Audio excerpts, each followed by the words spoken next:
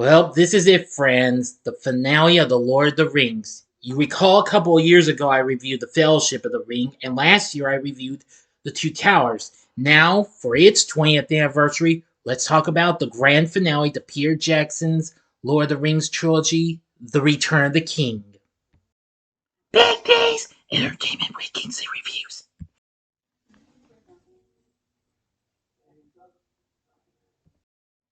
So greetings, my fellow YouTubers, and welcome to Big D's Entertainment Rankings and Reviews. My name is Joel, better known to as Big D, and this time around I bring to you a review of the 2003 epic fantasy adventure flick, The Lord of the Rings, The Return of the King, released by New Line Cinema, directed by Peter Jackson from a screenplay by Fran Walsh, Philippa Boyens, and Jackson himself.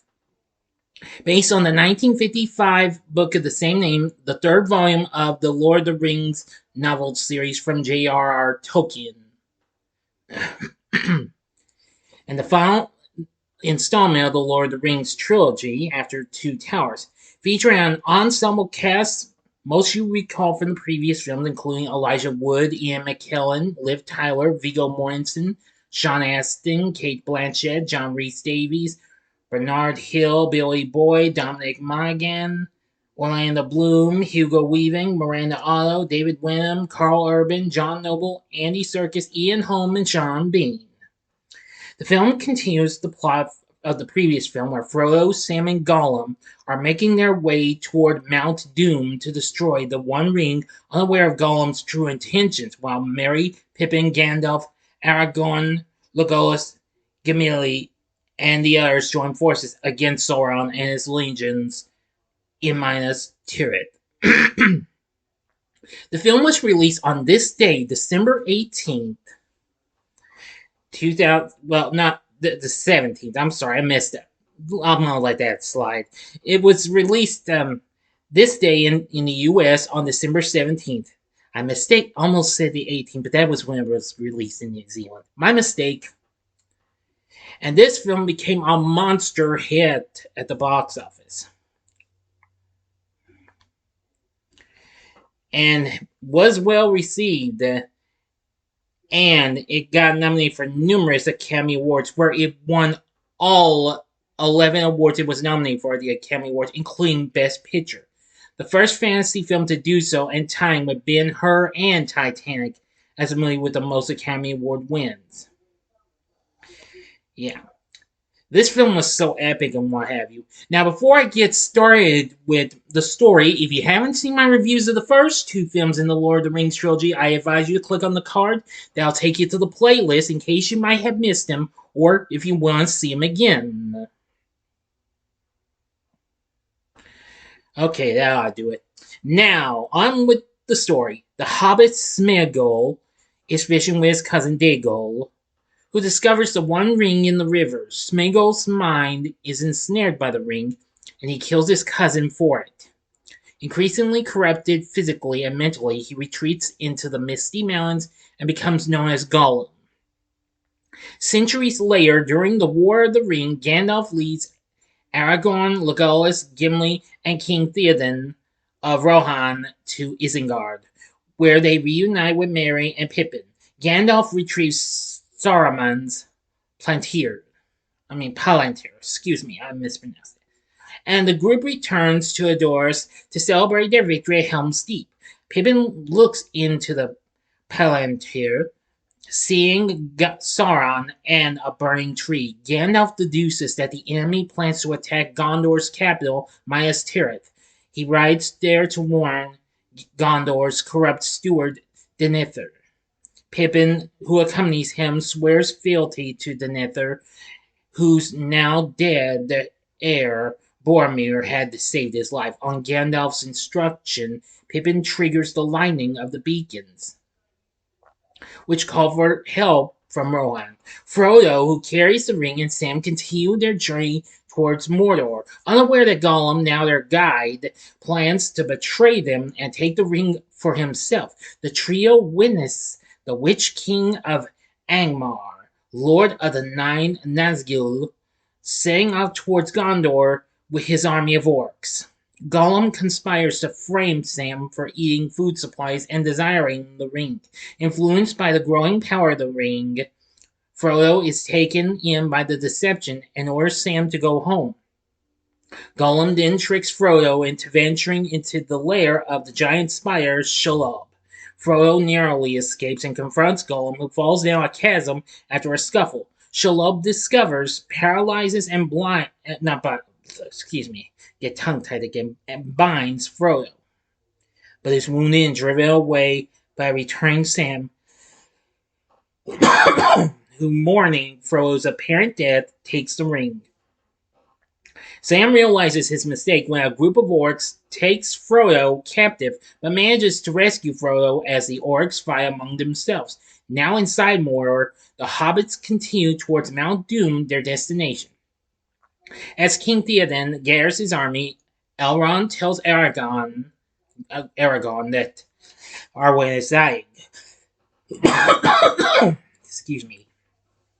Having refused to leave Middle Earth, Elrond gives Aragorn Anduril, reforged from the shards of King Elendil's sword Narsil, and urges him to commit to claiming Gondor's throne, to which he is the heir. Joined by Legolas and Gimli.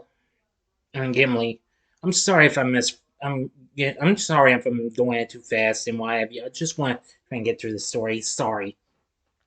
Aragorn travels to the paths of the dead and pledges to release the ghosts there from the curse should they come to Gondor's aid. Meanwhile, Faramir, who was earlier overwhelmed and driven back to Minas Tirith by the Witch King, is gravely wounded in a suicide charge. Believing his son to be dead, Denethor falls into madness. Gandalf marshals the defenders, but the huge orc army breaks into the sea. Denethor attempts to burn himself and Faramir on a pyre. But Pippin alerts Gandalf and they rescue Faramir. Denethor set ablaze and in agony jumps to his death. Now, I'm going to go ahead and go to the final act, which is pretty big, and the ending right now. So you know the procedure. You have 5 seconds to stop this video. Go to the description box below and fast forward to the time below. If you've seen the movie already, which I'm sure a lot of you have, please continue.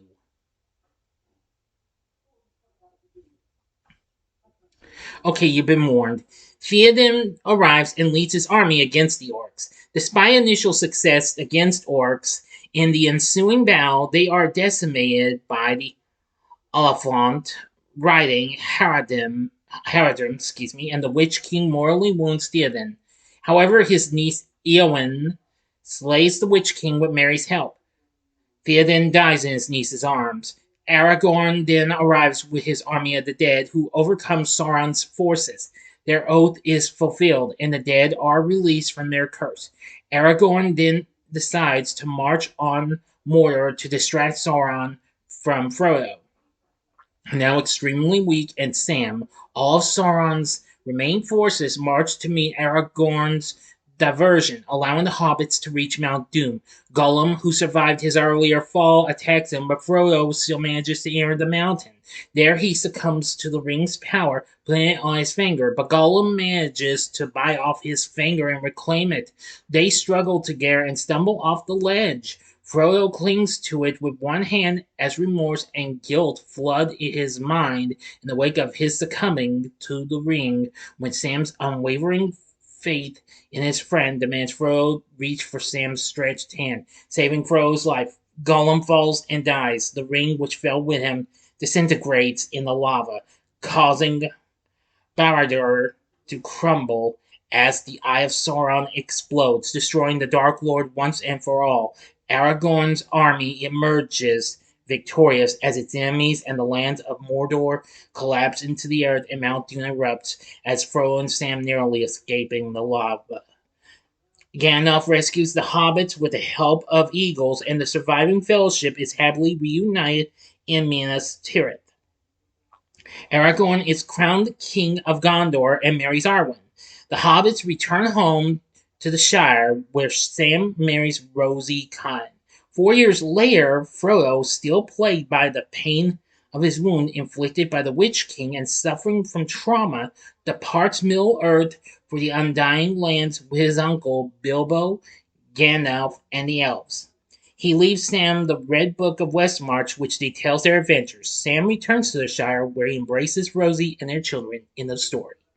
So, what did I think of The Lord of the Rings Return of the King? Well, I've only seen it a few times, but because this film is epically long and what have you, over 3 hours. Actually, it's almost 3.5 hours long, but I revisited the film earlier this year, and I'm going to say it is very epic and what have you. Now, like the other two films, there is an extended cut, but I haven't seen it though. But I'm going to try and watch those, then the other two films later on after Christmas, and then when I do my rewatches ranking, I'll tell you what I thought about those, okay?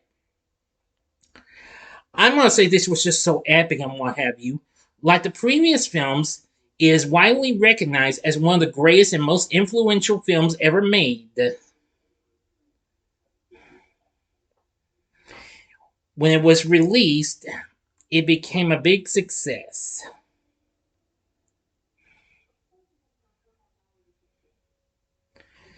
The film made $377 million in the US and $763 million overseas. It went on to make $1.1 billion worldwide, which made it the second film in history to do so after Titanic.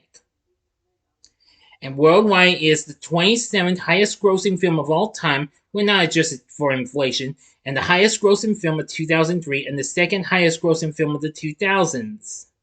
The highest grossing entry in the trilogy, and New Line Cinema's highest grossing film to date.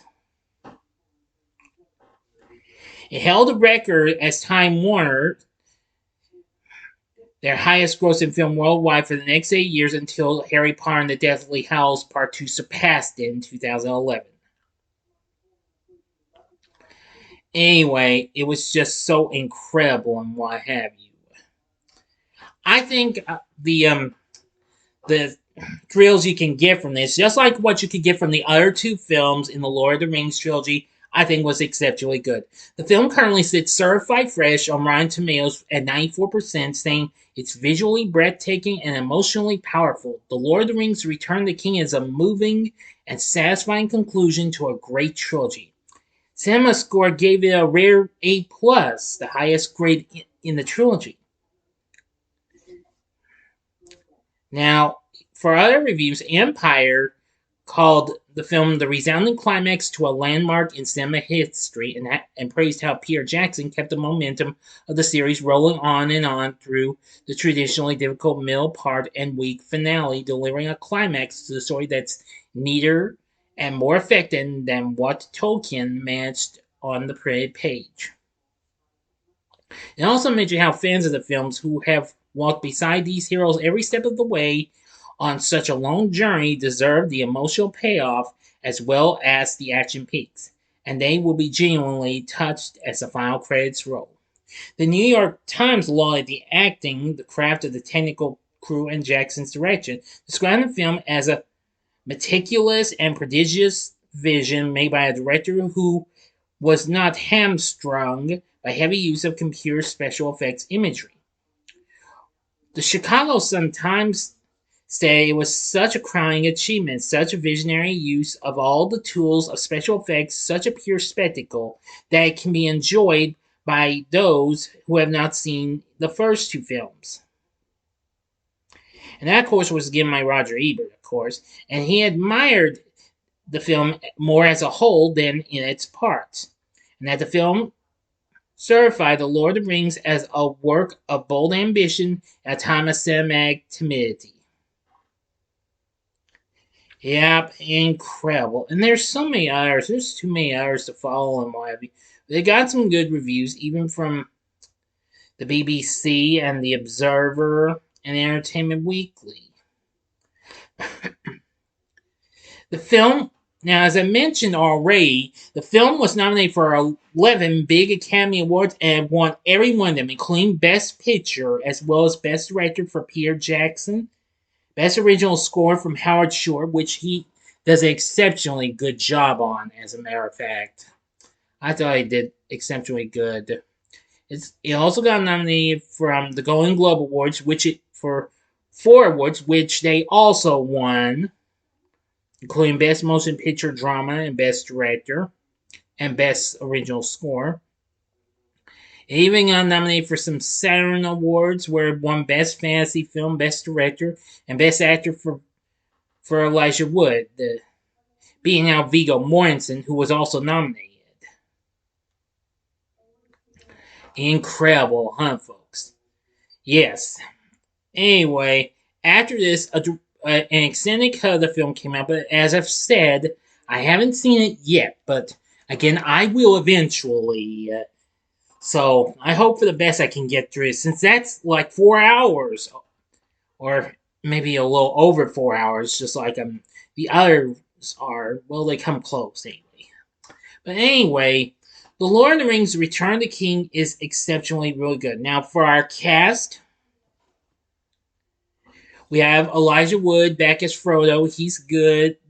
Ian McKellen as Gandalf. Still good. Viggo Mortensen as Aragorn. He's still good. Sean Astin as Samwise Gamgee. Andy Serkis as Gollum. He was good. Billy Boyd as Peregrine. Dominic Monaghan as Brandy Buck. John Rhys-Davies as Gimli. Orlando Bloom as Legolas. Bernard Hill as Theoden. Miranda Otto as Eowyn. David Wenham as Faramir. Karl Urban as Eomer. Hugo Weaving as Elrond. And Liv Tyler as Arwen. We also have Cate Blanchett as Galadriel. John Noble as Denethor. Ian Holm as Bilbo. Sean Bean as Boromir. Oh, the list goes on. Now, unfortunately, we don't see Christopher Lee as Saruman. But he does, however, appear in the extended version, which I will look into it. So anyway, I'm going to say this is exceptionally good. This film doesn't have has nothing wrong with it. It has good effects, a great cast, great characters, old and new, great score, great direction from Peter Jackson, everything. The list would go on and on for this. So overall, I think The Lord of the Rings: Return of the King is definitely a very good finale. But would I recommend it? I would say easily, hell yeah, definitely. So, what did you think of The Lord of the Rings: The Return of the King? Let me know in the comments section below. If you liked the video, click the like button, subscribe, and be a part of the Big D Nation. And join me next time when I bring to you a re-review of Superman 2, the original cut. Now then, if you like this, check out my reviews of the 2 films in the prequel series, The Hobbit. The upper left-hand corner is my review of the first film, An Unexpected Journey. The upper right-hand corner is my recent review of The Desolation of Smaug, which when next year comes, I will review the Battle of the Five Armies. Or if you would like another epic type finale, well, by all means, you can check out my review of Harry Potter and the Deathly Hallows Part 2 in the bottom left-hand corner. And the bottom right-hand corner is the button you can click to subscribe. If you like rankings and reviews on movies, TV, music, video games, etc., then I'm your guy. Thank you for watching. Until next time, I'm the Big D saying, see ya.